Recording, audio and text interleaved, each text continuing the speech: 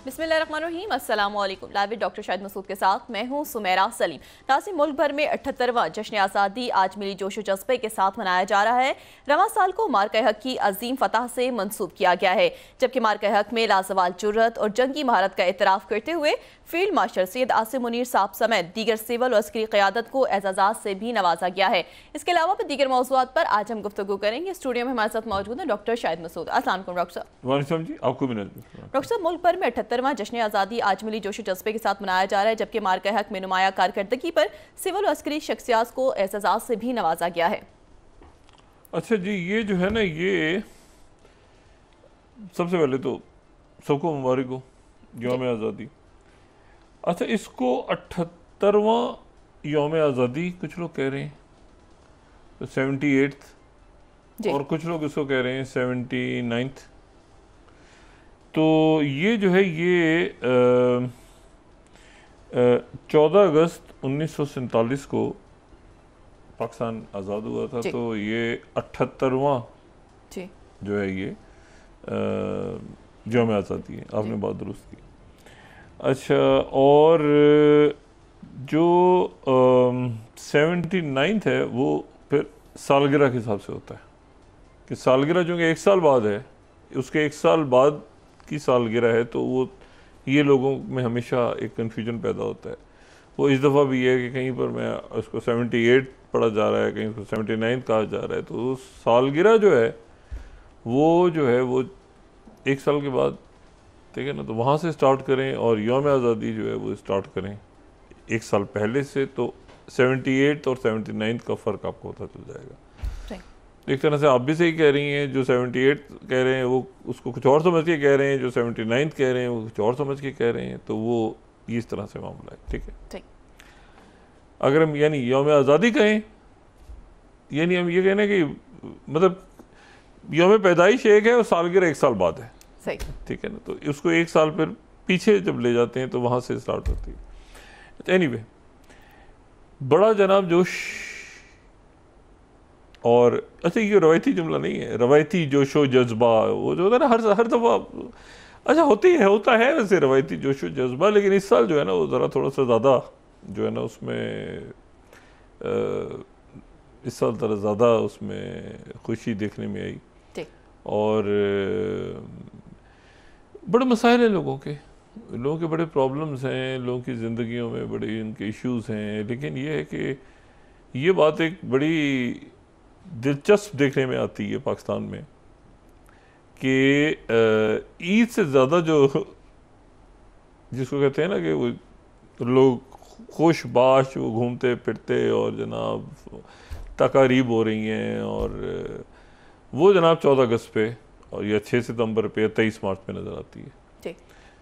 तो उससे आपको अंदाज़ा, ये मैं बात कर रहा हूँ ईद से ज़्यादा, यानी ईद तो हमारा मजहबी त्यौहार है, लेकिन ईद पे भी लोग मिलते हैं, खुशियाँ मनाते हैं सारी, लेकिन वो जो होता है ना जो बहुत ज़्यादा जो हल्ला गुल्ला खुश हैं निकले हुए हैं नौजवान वो जो है वो इन दिनों पे नज़र आता है।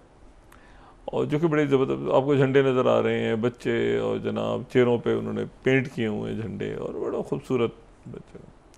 वो एक दिन के लिए जो है ना, वो 1-2 दिन के लिए वो अपने सारे मसले मसाइल भूल भाल के, और उनको फिर अपने वतन की जो है ना वो अपनी मट्टी की खुशबू जो है ना उसमें बच्चे लोग सारे वो जो है ना अपनी यादें भी ताज़ा करते हैं, बता रहे होते हैं अच्छा ऐसे हुआ था, अच्छा ऐसे हुआ था, ऐसे हुआ था, कहानियाँ सुना रहे होते हैं। ये तो बड़ी बड़ी तकरीब देखते हैं ना, ये बड़ी तकरीब ये जनाब इस्लामाबाद में हुई और इधर हुई उधर हुई। लेकिन आप अगर बिल्कुल गांव देहात के लेवल पे चले जाए ना, तो वहाँ पर जो कभी कभी मैं सोचता हूँ कि वहाँ पर भी हमें फोकस करना चाहिए। वहाँ जो तकारीब हो रही होती है ना, बच्चे स्कूलों के बच्चों में मुकाबले हो रहे हैं, वो छोटे छोटे टैबलोज बना रहे हैं बच्चे, और झंडे लगे हुए हैं स्कूलों पे मदरसों पे, तो वो भी उनकी भी बड़ी तकरीब होती है। वो उनकी भी ज़िंदगी की बड़ी, किसी को प्राइज़ मिल गया, बच्चे को छोटे बच्चे को पहला प्राइज़ मिला, दूसरा मिल गया, उसने नज़म पढ़ी अच्छी। तो ये जो है ना बड़ा एक ऐसा दिन है जिसको एक तो हम बड़े मैक्रो लेवल पे देख रहे हैं, इस्लामाबाद में तकरीब हुई, उधर सिंध में हुई, उधर ये हुआ, उधर लोग बैठे हुए हैं सारे। लेकिन वो अब छोटे छोटे गांव देहातों में देखें ना, जाके दुकानदारों से बात करें, उधर देखें, गली मोहल्ले में, तो आपको वो छोटे छोटे जो है, छोटे से मुराद ये कि बहुत बड़े लोग हैं वो, लेकिन ये कि आपको गली मोहल्ले में जो खुशियाँ नजर आती हैं ना, वो हाईलाइट होनी चाहिए।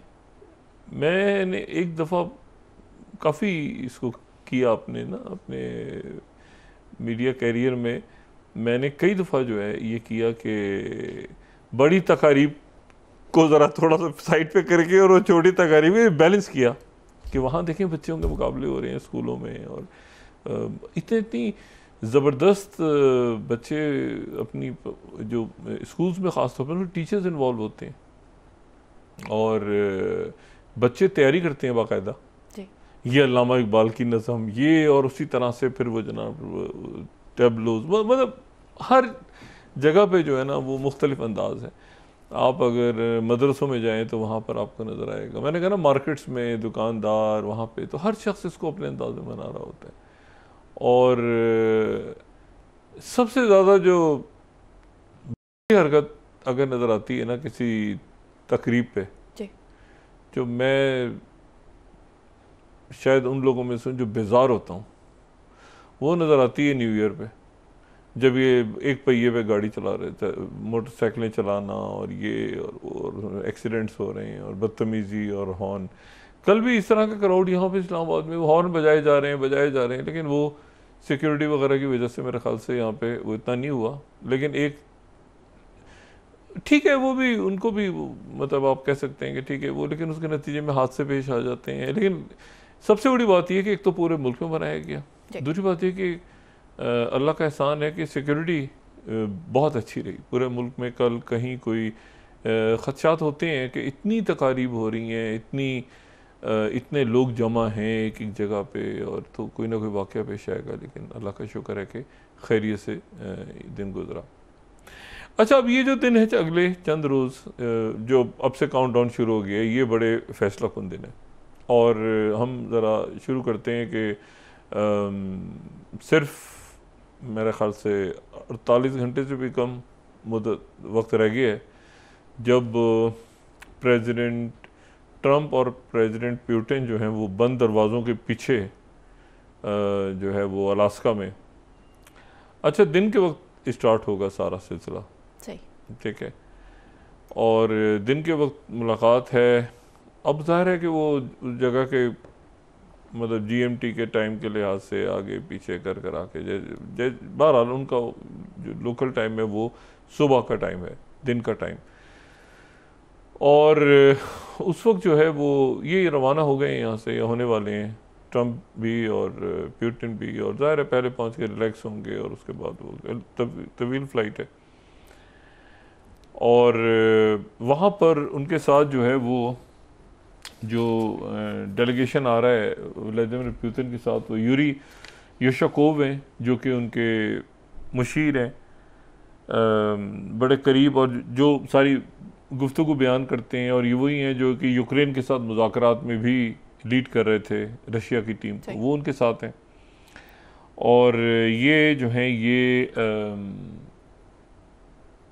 अमेरिका में रूस के सफ़ीर भी रहे हैं, तो एक तो वो साथ होंगे प्रेसिडेंट पुतिन के साथ जो है वो टीम बड़ी। फिर उसके बाद सर्जेई लैवरोव हैं जो कि उनके फॉरेन मिनिस्टर हैं, वो पुतिन के साथ हैं, और एंद्राई बोलोरोव हैं जो कि डिफेंस मिनिस्टर हैं वहाँ के, वो साथ होंगे, और एंटन सिलनोव जो कि वज़ीर ख़जाना हैं। अब ये यहाँ पर मैं दोबारा आऊँगा कि वज़ीर ख़जाना क्यों हैं, ये भी साथ होंगे, और किरिल दिमित्रियव जो हैं ये साथ होंगे, जो कि ये वही हैं जो वो रशियन इन्वेस्टमेंट बैंक वाले जिनकी स्टीव विटकॉफ से दोस्ती है, वो 2011 में जो अमेरिका में वो जो बड़ा कलीदी किरदार अदा कर रहे हैं।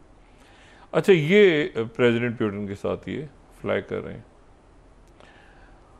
प्रेसिडेंट ट्रंप की टीम अभी तक फाइनल नहीं हुई, प्रेसिडेंट ट्रंप की टीम जो है वो अभी तक फाइनल नहीं हुई कि क्या उसमें स्टीव विटकॉफ होंगे, होना तो चाहिए, और क्या उसमें मार्को रूबियो होंगे, होना तो चाहिए, और क्या उसमें जो है वो पेटे हेग्जिट होंगे, होना तो चाहिए। लेकिन जो भी उनका डेलीगेशन है उसकी मुलाकात जो है वो उससे पहले दोनों अकेले मिलेंगे। सही। यानी प्रेसिडेंट पुतिन और प्रेसिडेंट ट्रंप का की एक मुलाकात हुई है, जिसमें एक मुलाकात तय हो गई है कि पहले दोनों मिलेंगे, और वो मुलाकात जो है वो एक तूल पकड़ सकती है, और ये सारी शख्सियात जो हैं ये बाहर बैठी रहेंगी। सही।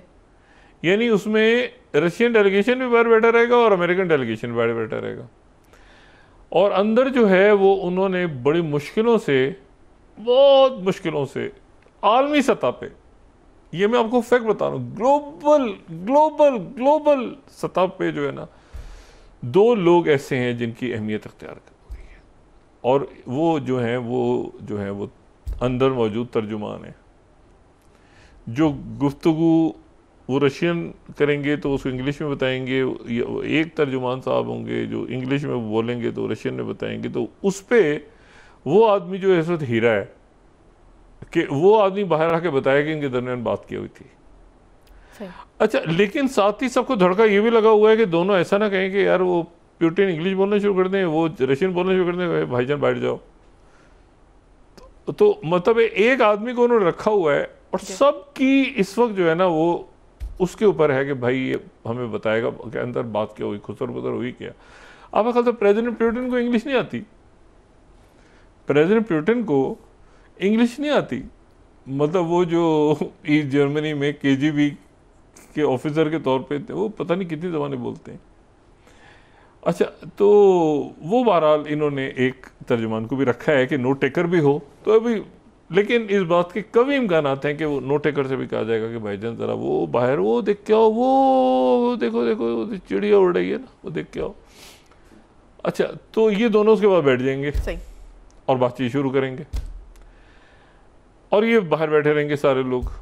अच्छा, रशियंस को पता है कि क्या बात करनी है पुतिन ने, अमेरिकन्स फारिग हैं, उन्हें कुछ नहीं पता कि क्या होने जा रहा है, क्योंकि अमेरिकन जो हैं वो राब्ते में है, वो यूरोप पूरा पीछे लगा हुआ है, वो ज़ेलेंस्की रो रहा है गरीब, ठीक है ना, क्या मेरा क्या होगा। वो कह रहे तुम्हारा तुम जाओ जहन्नुम में, यहाँ सवाल ये कि हमारा क्या होगा। मतलब यूरोप तो ये सोच रहा है ना कि तुम कहाँ से भाड़ में जाओ, और हमारा क्या होगा, हमें अपनी पड़ी हुई है, तुम हमारे चिपक गए साथ के, मेरा क्या होगा। अच्छा, अब मसला ये है कि ये, अच्छा तो मुलाकात इनकी होगी, 1-on-1 होगी, उसके बाद सब जाएंगे, दोनों आएंगे और अपने अपने बखूबी से मिलेंगे। उसके बाद प्रेसिडेंट पुतिन ने कहा है कि देखो अगर तो बातचीत बहुत अच्छी हुई ना तो फिर तो मैं ज़ेलेंस्की को फ़ोन कर दूंगा, और बातचीत ख़राब हो गई तो मैं ज़ेलेंस्की को नहीं बताऊंगा, और मैं पूरी कोशिश करूंगा कि अगली मुलाकात फ़ौरन ही हो जाए। अच्छा, ये बड़ी इंपॉर्टेंट बात प्रेसिडेंट ट्रंप ने की है, उन्होंने कहा है कि मेरी अगली मुलाकात हो सकता है अगले ही हफ्ते पुतिन से दूसरी मुलाकात भी हो जाए मॉस्को में, और मेरी कोशिश होगी कि उस मुलाकात में जो मॉस्को में होगी, यानी एक मुलाकात तो अभी हो रही है ना परसों, 4-5-6 दिन के अंदर अंदर ही दूसरी मुलाकात हो जाए। उस मुलाकात को जो मैं कह रहा हूं ना, वो मुलाकात उसकी तैयारियां शुरू हो गई हैं, सही, और वो मुलाकात मॉस्को में होगी, और उसकी ये तय इस तरह से हुआ है कि प्रेसिडेंट पुतिन पहले जाएंगे अमेरिका, अलास्का जिसको वो रशिया का हिस्सा समझते हैं या क्या करते हैं पता नहीं, खुदा जाने, और फिर जो है वो दूसरी मुलाकात जो है वो होगी अगले ही हफ्ते मॉस्को में होगी। ये मैं पहले दिन से बात कह रहा हूं कि दोनों 2 मुलाकातें हैं जी, और तीसरी को हम रद्द नहीं कर सकते, जो कि शी जिनपिंग के साथ, उसको अभी तक रद्द नहीं कर सकते। अच्छा, अब प्रेसिडेंट पुतिन ने जो बात की है ना, ये वॉशिंगटन पोस्ट को मैं कोट करूं, इस पे आप, ये वो बात है जो अब जाहिर है प्रिंट में अब आ रही है, लेकिन मैं पिछले कई दिनों से बात कर रहा हूं कि 2 मुलाकातें होंगी और तीसरी भी अभी एक्सक्लूड नहीं हो रही, ठीक है। अब ये वॉशिंगटन पोस्ट थर्ड स्लाइड, ठीक है, थर्ड स्लाइड अगर वॉशिंगटन पोस्ट की आज की न्यूज़ दें तो मैं ये बात बहुत दिन से कह रहा हूं कि दूसरी मुलाकात इंपॉर्टेंट होगी। ट्रंप ने कहा है कि प्यूटिन के साथ जो है वो second meeting Putin will be likely to more important and Fridays. अब ये सेकंड मीटिंग है, ये सेकंड मीटिंग भी तय हो गई है यानी जी, ठीक है। सेकंड मीटिंग की जगह है मॉस्को, और मॉस्को में जो मुलाकात होगी तो वहां कोशिश होगी कि ज़ेलेंस्की आ जाएं, लेकिन हो सकता है प्रेसिडेंट प्यूटिन ये कहें कि भाई ऐसा है कि मिल लेंगे ना, वो करते रहेंगे ना मामला तय, आप आए ना, तशरीफ लाएं। और अच्छा, अब एक बात तो ये हो गई कि एक दूसरी मुलाकात भी होगी, ये बात भी तय होगी कि ज़ेलेंस्की और EU बाहर हो गया। तीसरी बात यह है कि वजीर ख़जाना क्यों है जी, प्यूटिन के साथ? भी वजीर ख़जाना रशिया के कहां से निकल के आ गए जी, तो वजीर ख़जाना, अच्छा इनके साथ जो है वो सेक्रेटरी ख़जाना इनके साथ भी जा रहे हैं प्रेसिडेंट ट्रम्प के साथ, सही, ठीक है, जो सारी दुनिया पे जो बैसन जो टैरिफ वाली डील कर रहे हैं स्कॉट बैसन, वो भी गालिबन साथ होंगे, होना चाहिए, उन्हें होना चाहिए, ठीक है ना, क्योंकि वहां पर कुछ बहुत यूक्रेन चला गया बैक बर्नर पे, वो तो हो गया ना, बस इलाके दे के फारिग करो, जो करना करो। असल मामला ये है कि अमेरिका और रशिया के दरमियान एक बहुत ही इंटरेस्टिंग डील होने जा रही है, और डील ये होने जा रही है कि जो यूक्रेन को तो आप छोड़ देना, नेटो और सिक्योरिटी ये वो सारा, डील ये होने जा रही है कि अमेरिका जो है उसकी कंपनीज यूक्रेन के उन इलाकों में जो यूक्रेन के हाथ से छिन गए, ठीक है, और अभी और तेजी के साथ अभी जो है ये भी हो सकता है वो कहेंगे अच्छा जी आप जब तक मॉस्को आ रहे हैं ना तो आप मॉस्को आके सीज फायर अनाउंस करें, 4-5 दिन और दे दें, तो वहाँ है तो वहाँ सीज फायर अनाउंस कर देंगे। तो वो तेजी के साथ ये जो इलाके हैं यूक्रेन का जो साउथ है, इस कोशिश होगी ओडेसा और ये जो डोनेत्स्क का इलाका है और जो लुहांस्क का इलाका है और ज़पोरिज़िया के इलाके हैं, ये सारे इलाके जो हैं, ये इलाके जो हैं इसमें ज़्यादा से ज़्यादा ये रशिया के पास चले जाएं। अच्छा, अब ये इलाके चले जाएं और साथ ही अमेरिका, यूक्रेन तो हार गया ना, निकल गया, यूक्रेन के तो टोटे हो गए। अच्छा, अब ये है कि बॉर्डर अगले तय कर लेंगे, और हो सकता है सीज़फायर अभी ना हो, वो कहें कि आप आएँ बाद में, फिर अभी तो नहीं हुआ, वो अच्छा मैं आता हूँ देखता हूँ सीज़फायर करवाता हूँ, तो 5-7 दिन और मिल जाएँ, वो मॉस्को जाएँ फिर सीज़फायर हो, इस दौरान रशिया आगे और आगे आ जाए। अच्छा, अब डील क्या हो रही है? डील बड़ी इंटरेस्टिंग है। डील ये हो रही है कि अमेरिका वहाँ के इन्वेस्ट करेगा, अमेरिकन कंपनी जाके यूक्रेन के इलाकों में जहाँ पर रेयर अर्थ मिनरल्स हैं वहाँ पे अमेरिकन कंपनी जाके इन्वेस्टमेंट करेंगी। ये तो बड़े घाटे का सौदा हो गया, ये तो बड़े घाटे का सौदा हो गया ना प्यूटिन के लिए, कि प्यूटिन ने एक जगह ली है और जगह पे कब्जा किया है जी। और वहाँ रेयर अर्थ मिनरल्स हैं, और रेयर अर्थ मिनरल्स पे आके अमेरिका इन्वेस्टमेंट करेगा। मतलब ये कोई बड़ी अजीब सी बात है ना, ये बात हम पहले भी करते रहे, लेकिन यहां वट्टा सट्टा हो गया है। और वट्टा सट्टा ये हो गया है कि अलास्का के अंदर जो रेयर अर्थ मिनरल्स हैं वहां पे रशिया की कंपनीज आ जाएंगी। अमेरिकन सॉइल पे जी। रशिया की कंपनीज अलास्का में आके रेयर अर्थ मिनरल्स पे काम करेंगी। उधर रशिया करेगा, इधर अमेरिका करेगा। ये फारिग हो गया सारा, पूरी दुनिया पाबंदियां। और अगर किसी ने प्रेसिडेंट ट्रम्प से कहा कि आप रशिया के साथ नरमी दिखा रहे हैं, तो प्रेसिडेंट ट्रम्प के पास जवाब है उसका कि मैं नरमी दिखा रहा हूं, वो देख नहीं रहे इंडिया क्या कर रहा है। इंडिया पे जो मैं पाबंदियां लगा रहा हूं इसीलिए तो लगा रहा हूं, रशिया से डील करता है वो। मोदी जी रशिया से डील करते हैं तो मैं जो पाबंदियां तो उधर लगा रहा हूं। तो कौन कहते हैं मैं रशिया से नरम हो रहा हूं? तो दो पंचेज और मोदी सरकार को, मतलब ये देखे ना, ये हो रहा है, हो इसी तरह से रहा है। वो कह रहे हैं कि ये देखो, अब मैं अगर डील करता तो ये तेल लेने वाला जो बंदा है, चाइना मैंने छोड़ देना, चाइना वो तो अलग है ना, चाइना और तुर्किया वो तो अलग, वो मोदी जी बने हुए हैं ना इस वक्त पंचिंग बैग।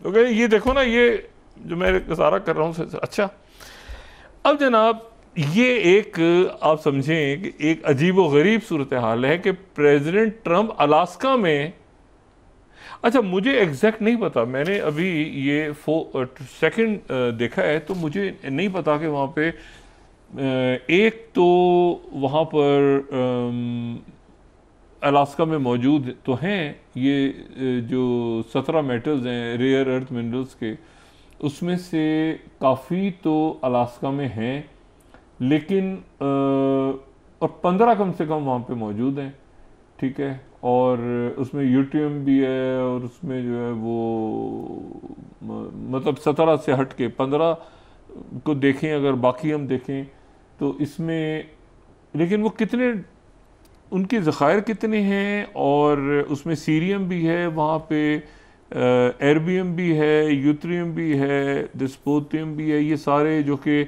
आपके मोबाइल डिवाइसेस में और इलेक्ट्रिकल व्हीकल्स के लिए, और ये सारे ज़रूरी हैं। तो अलास्का के अंदर जो है, अब अलास्का के जो वहाँ पर रशियन कंपनीज आ रही हैं, तो वहाँ जनाब अमेरिका को अलाउ कर रहे हैं। अच्छा, ये चाइना के कंसेंट से हो रहा है, ये ध्यान में रखें, चाइना की कंसेंट। जो आज नॉर्थ कोरिया में बहुत बड़ा डेलीगेशन बाय द वे पहुँचा है, जो रशियन डेलीगेशन है, इनके मिनिस्टर्स और इनके जो दूमा के स्पीकर्स पार्लियामेंटेरियंस, बहुत सारे, बहुत बड़ी तादाद में जो रशियंस हैं वो नॉर्थ कोरिया में पहुंचे हैं, और इस बात को और आगे बढ़ाएं जी। इस बात के भी इम्कानात हैं कि नॉर्थ कोरिया की भी एक आध कंपनी आके अलास्का के अंदर, अब ये बात बड़ी अजीब लगेगी, नॉर्थ कोरिया की भी एक आध कंपनी आके अलास्का के अंदर जो है वो मतलब काम शुरू करे ये रेयर अर्थ मिनरल्स का, और हो सकता है वो रशियन एम्ब्रेला हो, लेकिन नॉर्थ कोरिया भी दरमियान में घुसा हो। यानी वो नॉर्थ कोरिया जो रोज़ वहाँ से एक इंटर कॉन्टिनेंटल बैलिस्टिक मिसाइल, वो मजाक में वो उनका तो बोरियत हो रही यार, 2-4 मिसाइल फायर कर दो, मतलब ये है ना कि मजाक का, तो वो एक टेंशन फैल जाती है पूरी वो साउथ चाइना सी में, पैसिफिक में, कि क्या हो गया पता नहीं, आज क्या मूड ख़राब हो गया, क्या हो गया, वो धड़ाधड़ इंटर कॉन्टिनेंटल मिसाइल चलाते, उनको भी वो भी उन कंपनीज का शायद हिस्सा हो। प्रेसिडेंट ट्रंप को कोई इतराज़ भी नहीं होगा, इतराज़ नहीं होगा, वो उनके साथ रशियन कंपनी में काम कर रहे हैं, तो नॉर्थ कोरियंस हैं, तो क्या मसला है, प्रेसिडेंट ट्रंप को कोई इशू नहीं। वो तो मतलब उधर अगर देखें ना, अभी कोरियन को प्रेसिडेंट पुतिन ऐलान कर दें, यानी आप तसव्वुर करें कि प्रेसिडेंट पुतिन कह देंगे नोबेल प्राइज़ के लिए मैं नॉमिनेट कर रहा हूँ, तो क्या एक तारीख बनेगी कि ऐसा दिन भी आना था कोल्ड वॉर के बाद और सेकेंड वर्ल्ड वॉर के बाद कि रशिया जो है नॉमिनेट कर रहा है उनको। तो ये बात सारी चल रही है। अच्छा, इसको अब जो है ये टेलीग्राफ को मैं कोट कर रहा हूँ, 8th Trump to offer Putin minerals for peace. 8th Trump to offer Putin minerals for peace, ठीक है। रेयर अर्थ मिनरल्स जो कि मौजूद हैं अलास्का में, उनको वहाँ पर वो देने जा रहे हैं। और यूक्रेन में इसके ऊपर, अच्छा, न्यूज़वीक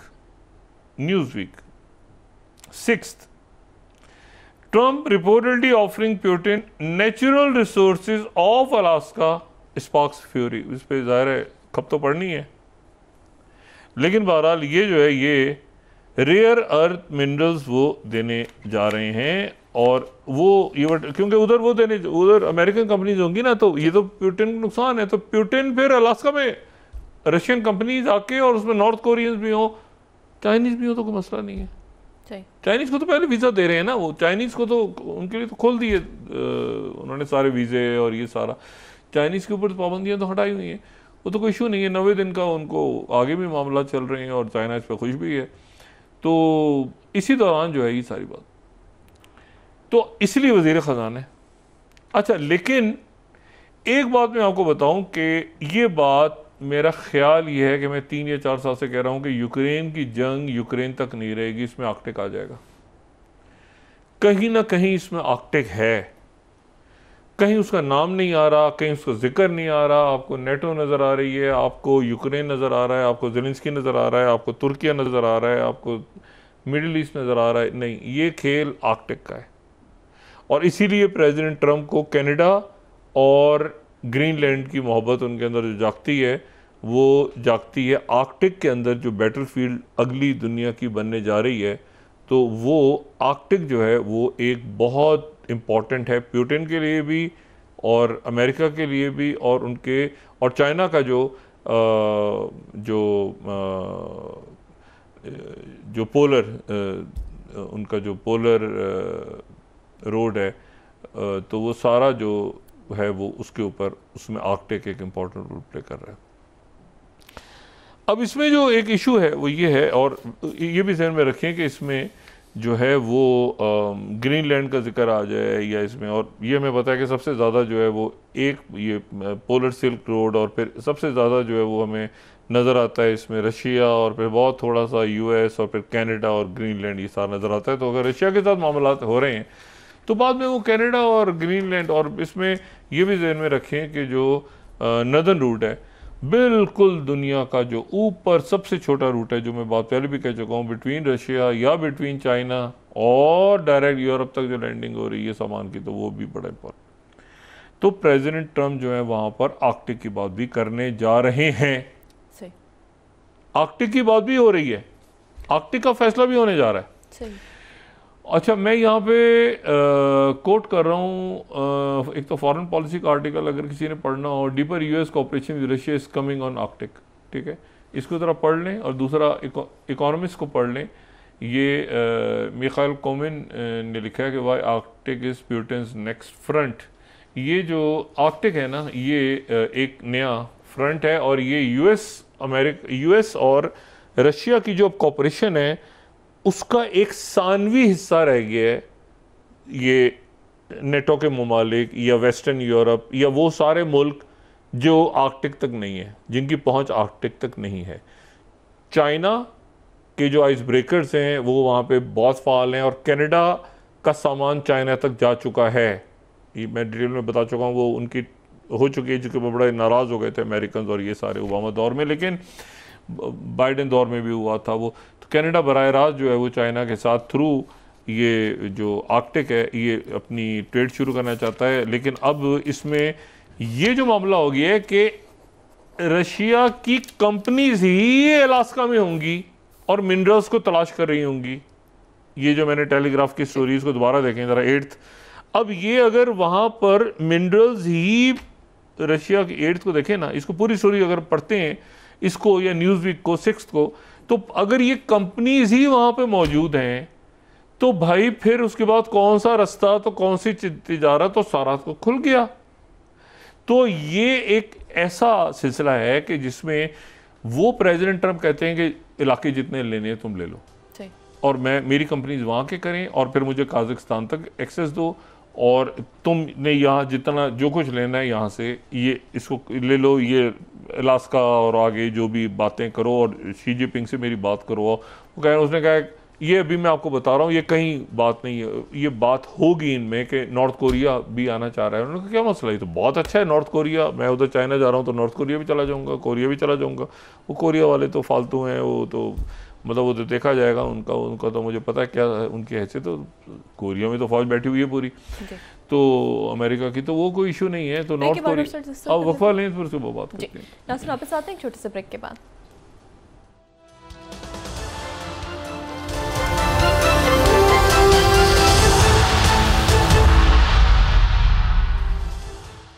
वेलकम बैक नाज़रीन। डॉक्टर साहब, अगले 15 दिन के लिए पेट्रोलियम मसनूआती कीमतों में भी रद्दोबदल का इम्कान है।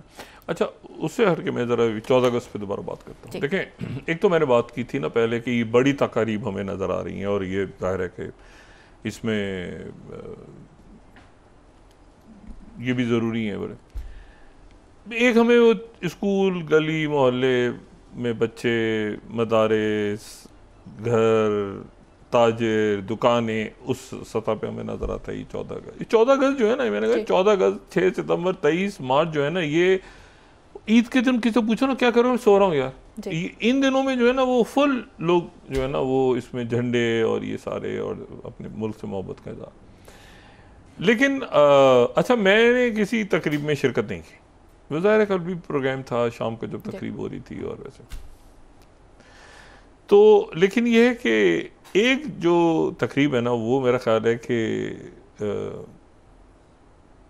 सबसे खूबसूरत लगी मुझे। वैसे सारी अच्छी लगी, लेकिन मुझसे अगर एक तकरीब कहा जाए ना कि सबसे खूबसूरत कौन सी थी, सबसे खूबसूरत मरकजी सतह यानी सरकारी सतह पे सबसे खूबसूरत एक चुने।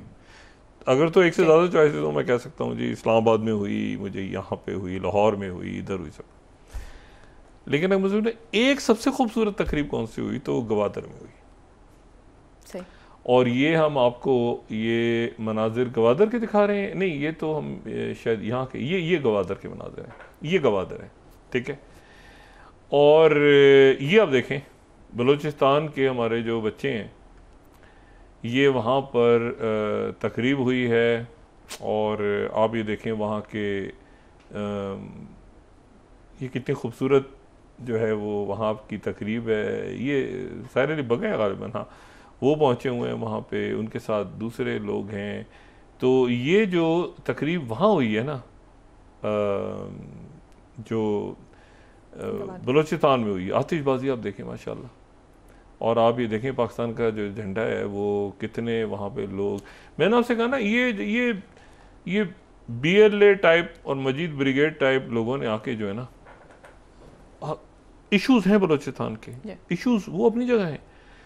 मैं जो बार बार बात कहता हूँ कि उधर के लोग इधर आके कहानी दूसरी सुनाते हैं, इधर से जाके उधर कहानी दूसरी सुनाते हैं। इतना ज़रूरी है कि वहाँ पर एक एक चीज़ का जो है ना, स्कूल कहाँ बन रहा है, फंड कितने गए हैं, इस पे तो बिल्कुल सख्ती के साथ जो है ना रियासती अदारे अमल करें कि यार ये जो है ना तरक्याती बजट, ये बलूचिस्तान के नाम पे जो पैसा खाया जाता है ना, तो ये मुझे इतनी खुशी हो रही थी देख के कल। और ये जो है ये अल्लाह ताला सलामत रखे बलूचिस्तान को, सारे मुल्क को। लेकिन ये है कि अगर आप मुझसे एक तकरीब का पूछे ना, वैसे तो सारी खूबसूरत, अब इस्लामाबाद की भी और लाहौर की भी, लेकिन बलूचिस्तान को आप देखें कितना खूबसूरत। मेरा ख्याल है एक दफ़ा तो मरकज़ी तकरीब वहाँ होनी चाहिए अगले साल जो है ना, खैर मशवरा हम दे सकते हैं, लेकिन अब देखें क्या खूबसूरत जगह और क्या हमारा बलूचिस्तान एक प्यारा सूबा है। अब इन जगहों पे धमाके कर रहे हैं, आप ज़रा सोचिए ना, इन जगहों पे धमाके कर रहे हैं, आग लगा रहे हैं, गोलियां मार रहे हैं, अरे हकूक़ की लड़ाई लड़ रहे हैं, उड़ा रहे हैं, इनको मार रहे हैं बच्चों को, लोगों को। तो ये जो है ना ये बहुत बहुत मुबारक हो सारे पाकिस्तानियों की तरह हमारे बलोच भाइयों, पाकिस्तान का जो जश्न आज़ादी है वो मुबारक हो। अच्छा, कमिंग बैक टू जो रीजनल और बाकी इशूज़ हैं, तो एक तो ये जनाब जो ये मिनरल्स हैं इसका मामला हुआ, दूसरा जो है वो मामला हुआ कि साथ ही दूसरी मीटिंग भी तय हो गई, और उस मीटिंग में शायद ज़ेलेंस्की आ जाएं और ज़ेलेंस्की वहाँ पे डॉक्यूमेंट वगैरह साइन कर दें, और बाकी भी तो ये इकोनॉमिक मामला भी आगे चल रहे हैं। सिर्फ इसको आप यूक्रेन तक महदूद ना करें, इसमें और भी इकोनॉमिक मामलात हैं, और जाहिर है कि वो जो हैं वो अच्छा टाइम्स, ये टाइम्स यूके बड़ा times, how tension between Russia and West are mounting in the Arctic, ठीक है। 18th Putin's Arctic ambitions, Russia eyes natural resources and shipping routes। मेरे ख्याल से हम बात सारी कर चुके हैं इसमें पहले, तो कि ये आर्कटिक की इंपॉर्टेंस, आर्कटिक आएगा दरमियान में, ये बात जो है, ये बात बहुत अरसे से मैं कह रहा हूँ कि ये मामला यूक्रेन का नहीं है, जब भी मामला तय होगा तो आर्कटिक दरमियान में आएगा, ठीक है। तो आर्कटिक दरमियान में आ चुका है, ठीक है, और आर्कटिक के ऊपर एक बात तय होगी। अच्छा, उससे कोई ताल्लुक ही नहीं है ना यूरोप का, यूरोप का तो कोई ताल्लुक नहीं सवाए नॉर्वे के, स्वीडन के, या कनाडा, या ग्रीनलैंड, मतलब बाकी वेस्टर्न यूरोप का तो कोई आर्कटिक से ताल्लुक ही नहीं होंगे भाईजान, सवाए इसके कि वो ऊपर से तेजारी शुरू हो गई तो इधर क्या बनेगा। अगर वो नॉर्दर्न रूट खुल जाता है तो ये जो पूरी दुनिया से क्रॉस होती है ट्रेड, तो इसका क्या बनेगा। तो ये जो है ये और पोलर सर्कल रोड का वो हिस्सा है, बेल्ट एंड रोड का हिस्सा है, आइस ब्रेकर वहाँ पे सारी चाइना की हैं। तो ये क्लाइमेट चेंज की वजह से वो पानी पिघल रहा है, और यहाँ पे जो है ये रिसोर्सेज की जो आगे अलास्का में रशिया आ गया तो ख़त्म है, अलास्का में रशिया आ गया तो अब कौन सा इधर का उधर, ख़त्म। मतलब रशिया उधर आ गया, अमेरिका उधर आ गया, तो ये अब आगे जो कहानी बनने जा रही है ये पूरी दुनिया का एक, हर मुल्क पे इसका इम्पैक्ट होगा, पाकिस्तान समेत। अच्छा, तो बड़े चैलेंजिंग टाइम्स हैं। अच्छा, इसमें जो है वो तो एक तो बात ही हुई, दूसरी जो है वो गज़ा का फैसला अब होने जा रहा है। तो वो कल वो समीर नामी शख्स को लेकर आ गए थे सामने, फिर वो रात को जो है वो कल उसने वो दोबारा आइडिया फ्लोट कर दिया ग्रेटर इजराइल वाला। मतलब वो है ना कि एक इस वक्त, क्योंकि प्रेसिडेंट ट्रंप शायद दौरा करने वाले हैं इसराइल का और मिडल ईस्ट का दोबारा, सही, और उनकी तरफ से ये बात की गई है प्रेसिडेंट ट्रंप के कि अब देखें प्रेसिडेंट ट्रंप के मिडल ईस्ट की एंट्री बंद है इस वक्त अमली, क्योंकि ये यहाँ जब तक मामला तय नहीं होता, पिछले वो आए थे इसराइल नहीं गए थे और वो अरब ममालिक गए थे, लेकिन अब वो मिडल ईस्ट आए और पता चले कि वहाँ पे बच्चे जो हैं वो दम तोड़ गए हैं और उनके अंदर जो है वो मल्टी ड्रग रेजिस्टेंस पैदा हो चुकी है, एंटीबायोटिक। तो वो जो है वो आके मतलब ये और ये गज़ा फाउंडेशन और फलाना और ढिमाकना और ये, और एक नतन्याहू काबू नहीं आ रहा, और आपने पूरी दुनिया काबू कर लिया, अब नतन्याहू काबू नहीं आ रहा आप पे। तो नतन्याहू को तो यानी वो जो उसको जो वो जो सिंधी में कहते हैं ना वो मोचड़े, उसको अगर 50 या 100 मोचड़े लगने थे तो 5000 लगेंगे, मुझे नहीं पता उसके साथ क्या होगा। तो वो जो है ये नतन्याहू जो है वो अब उसको पता है ये टाइम बीच में है, वो चंद दिन आगे पीछे ट्रंप ने आना है। ट्रंप का दौरा तय हो रहा है इस वक्त मशरिक़ वस्ता का या वेस्टर्न एशिया का, और उसमें ट्रंप साहब जो है वो या तो अच्छा वो खुद चाहते हैं आना ना, खुद आके अनाउंस करें, खुद आके अनाउंस करें, और जब अनाउंस करें तो फिर उसके बाद एक तवील कतार हो जाए जो उनको नोबेल प्राइज़ के लिए नॉमिनेट करना शुरू कर दे। ठीक है, पाकिस्तान पहला था, गालिबन पाकिस्तान पहला मुल्क था। अब देखें ना बाकी दुनिया भी आ रही है, पीछे पीछे पीछे सब आ रहे हैं, लेकिन पाकिस्तान पहला था। पहला तो पहला होता है ना, तो वो देखें ना पाकिस्तान ने पहला स्टेप लिया था, प्रेसिडेंट ने भूलेंगे नहीं कभी बात। तो इसमें जो है ये इंपॉर्टेंट बात ये है कि ये अब उनका मिडल ईस्ट का दौरा तरतीब पा रहा है। ये कतर में बात हुई, कतर में वो कह रहे हैं कि हाँ प्रेसिडेंट ट्रंप ने आना है कुछ अर्से में, और वो जल्दी आना चाह रहे हैं, वो जल्दी आना चाह रहे हैं। वो चाह रहे हैं कि मतलब मैं यहाँ से जब मॉस्को जाऊँ तो मॉस्को से या तो मैं मिडल ईस्ट आ जाऊँ, क्योंकि मॉस्को अभी जाना है उन्होंने अगले हफ्ते ही, यानी पुतिन ने दावत दी, उधर गए, वो पूरा उन्होंने तय किया, इधर डील तय की मिनरल्स की, उधर वो तय की, जंग बंदी करवाई, शटअप कॉल दी, और साथ ही उसके बाद ये दुनिया लगी हुई है बहुत ज़्यादा ना कि मतलब कुछ करो, कुछ हमारा क्या होगा, ये होगा वो होगा, तो वो आगे निकल चुके हैं, वो अब आर्कटिक के ऊपर बात होने जा रही है और वो ज़्यादा इंटरेस्टेड हैं कि चाहे। तो उन्होंने जो एक चंद दिनों का वक्त और मिला हुआ है इधर नतन्याहू को, तो इसने वो इसराइल का कभी निकाल देता है, ये ग्रेट इसराइल वाला। अरब मुल्कों भी, अरब ममालिक को भी दाद जाती है। OIC का मैं आज अलामिया देख रहा था, तो उसने फिर वो शोशा छोड़ा, तो OIC ने जो है वो एक अलामिया जारी किया है OIC का, कमाल है, मतलब है कि मैं मतलब तारीफन कह रहा हूँ, मैं कुछ इसको कुछ तंज ना समझे, लेकिन OIC का बहरहाल OIC का आप ज़रा दिखाएंगे, OIC ने बड़ी शदीद मजम्मत की है कि ये नतन्याहू क्या कर रहा है हमारे साथ। ठीक है, ये अगर 27 हम देखें तो OIC condemns Netanyahu so called greater Israel vision.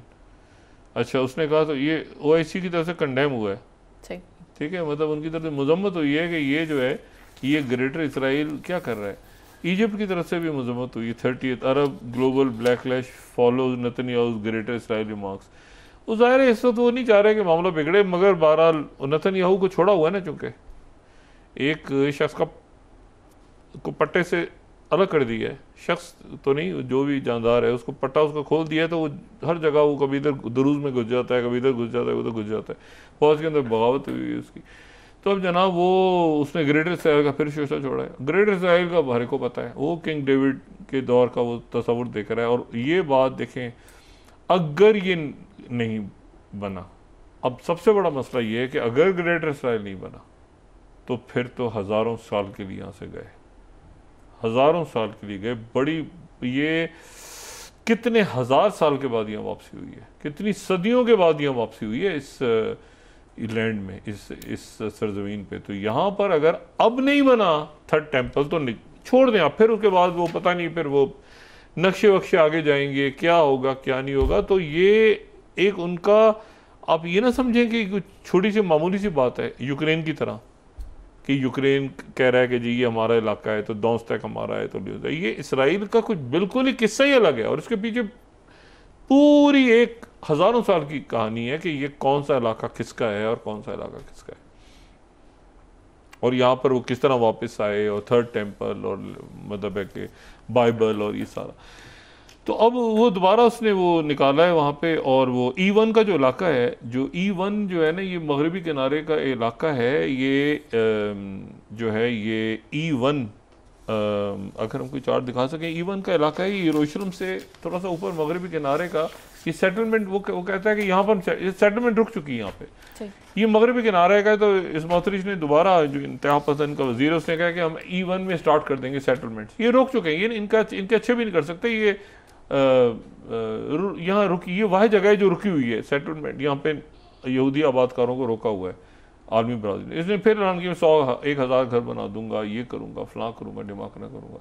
लेकिन मोसाद का जो सरबराह है, जो डेविड बार्निया, वो कतर में है इस वक्त, और कतर में उसकी बातचीत हो रही है कतर में। और वो चूंकि अनमार्क प्लेन मार्क हो गया, मीडिया ने रिपोर्ट कर दिया, तो वो फिर उन्होंने भी कहा कतर गया नहीं, वैसे सैर करने गया है, वो होस्टेज पे बात नहीं करने गया। तो उधर हमास का डेलीगेशन कायरो में, और इसराइल का जो डेलीगेशन है हंगामी तौर पे वो कतर पहुंच गए। वो प्रेसिडेंट ट्रंप की तरफ से कहा गया कि मैंने मिडल ईस्ट आना है। अच्छा, वो पहले तो ये था ना कि परमानेंट सीज फायर वो शायद अनाउंस करेंगे, वो शायद खुद बजाते खुद तशरीफ लाना चाहते हैं कि वो खुद यहाँ आके अनाउंस करेंगे। और ये बात बड़ी बुनियादी है कि मशरिकी यरूशलेम उसका दारुल हुकूमत होगा। मतलब ये बात बहुत इंपॉर्टेंट है कि फ़लस्तीनी रियासत का जो दारुल हुकूमत है वो गजा नहीं है जी। वो जो है ना, वो मशरिकी यरूशलेम है, ठीक है ना। तो ये इधर गुंडागर्दी, मार, कत्ले आम, जो मतलब है कि लोग शहीद हो जाएं, इन्फेक्शन फैल गए, सब कुछ हो गया। लेकिन बहरहाल फ़लस्तीनी रियासत तो अनाउंस होगी ना, एक मगरबी। ये कब तक खैर मनाएगी बकरे की माँ। देखें ना ज़ेलेंस्की, अगर ज़ेलेंस्की को उसने एक तरफ फेंक दिया उठा के, देखें ना, अगर वो ईरान के साथ कह रहा है कि दोबारा बात करनी है, ईरान की शराइत के साथ, जो पाकिस्तान भी रोल प्ले कर रहा है, रशिया भी, बाकी मुल्क भी, तो उसके बाद नेतन्याहू को वो क्या, देखे ना, ये तो बहुत बड़ा अलायंस था ना, नेटो का अलायंस। तो ये तो नेतन्याहू को बस आयरन डोम भी उसके फारे, उसके लोग भी फारे, उसका पैसे भी वो नहीं दे रहा, एक अजाब बन गया ना नेतन्याहू। तो और फिर पुतिन ने बात करनी है नेतन्याहू से, जो बात की थी पुतिन ने। तो ये जो है, ये अब इंतज़ार इस बात का हो रहा है कि किसी भी वक्त, अच्छा उसको भी रिजेक्ट कर दिया गवर्नर को भी, तो किसी भी वक्त जो है ये डेविड बार्निया को यहाँ भेज दिया। इसमें 1 दिन लगे, 2 दिन लगे, 3 दिन लगे, जो गीदड़ भपकियाँ इनकी तरफ से आ रही है ना, E1 के अंदर सेटलमेंट करेंगे, गजा में ऑपरेशन शुरू कर देंगे, लेकिन अंदर लड़ाई हो गई है, अंदर वो खाना जंगी शुरू हो गई है, और वो टूट फूट रहा है इसराइल बुरी तरह से। लेकिन फ़ौज अलग हो गई, नेतन्याहू अलग हो गया, इनकी 44,000 बिल्डिंग्स, इसराइल है कितना सा, 44,000 बिल्डिंग्स तबाह हुई हैं। तो ये ईरान ने तबाह की, तो बाकी ममालिक अगर आ जाते हैं तो क्या करते हैं, तो वो बात ही बात है। लेकिन ये है कि बस अल्लाह ताला, हम तो रोज़ दुआ करते हैं, लेकिन ये है कि फिर वो गज़ा के अंदर ऑपरेशन रुका हुआ है, लोगों की जानें जा रही हैं, इमदाद ऊपर से फेंक रहे हैं, अरब ममालिक इंतज़ार कर रहे हैं कि ट्रंप आएगा तो हमें इजाज़त देगा। वो भाई अंदर दाखिल हो के गज़ा के लोगों को बाहर निकालो, ट्रंप आता रहेगा पीछे, लेकिन बस क्या करें। मतलब मैं अब इस पर क्या कमेंट्स दूँ, मतलब है कि गज़ा जब इतना नहीं है, वो देखें इतना बहुत कमज़ोर हालत है इस वक्त इसराइल की, बहुत कमज़ोर हालत है। और अगर ये दाखिल हो जाएंगे तो कुछ नहीं कहेंगे ट्रंप। मैं बताऊँ आपको, इस वक्त ये अरब ममालिक दाखिल हो जाएं, ये अटैक कर दें इसराइल पर, किस सवाल ही पैदा नहीं होता कि इस वक्त ये कोई 73 वाला या कोई 67 वाला काम करें तो कोई इनको नहीं रोकेगा, कोई नहीं। उस वक्त तो जो है वो, इस वक्त तो कोई भी नहीं रोकेगा। अमेरिका कहेगा भाई हम तो क्या करें, वो आप नेतन्याहू बात नहीं सुन रहा था, मगर इनको पता नहीं किस चीज़ का खौफ है। होगा कोई स्ट्रेटेजिक पॉलिसीज और फॉरेन पॉलिसीज और फलाना और दिमागना, लेकिन ये कि भुरकस निकाल दिया ईरान ने उनका। तो ये तो 7 मुल्क बैठे, तो अभी इंतज़ार कर रहे हैं कि भाई वो वहाँ से स्टीव वित्कोफ आ गए, तो डेविड बार्निया फिर कतर पहुँच गए, तो कतर भी अपना रोल ज़ाहिर है पूरा प्ले कर रहा है। लेकिन ये जो टाइम, जो एक दिन गुजर रहा है ना, एक दिन क्या, बस एक मिनट जिसमें कोई बच्चा दम तोड़ रहा है या कोई औरत या आदमी अपनी जान से जा रहा है, ये बहुत कीमती है। तो दुआ करते हैं अल्लाह ताला अक्ल अता करे, हिम्मत अता करे लोगों को। ये पाकिस्तान में जो मार्का हक मनाया जा रहा है उसको देखें कम से कम दुनिया सारी, और देखें कि मतलब है कि बड़े होने का मतलब ये नहीं होता कि आपके अंदर जज्बा हो। जी बहुत शुक्रिया डॉक्टर साहब। नाज़रीन, इसके साथ ही आज का प्रोग्राम अपने इख्तिताम को पहुंचा। मुझे सुमेरा सलीम को इजाज़त दीजिए। अल्लाह ने के मान। जी डॉक्टर साहब। अपने दोस्तों रिश्तेदारों गुरदनवाह के लोगों का सब ख्याल रखिएगा। अल्लाह हाफ़िज़।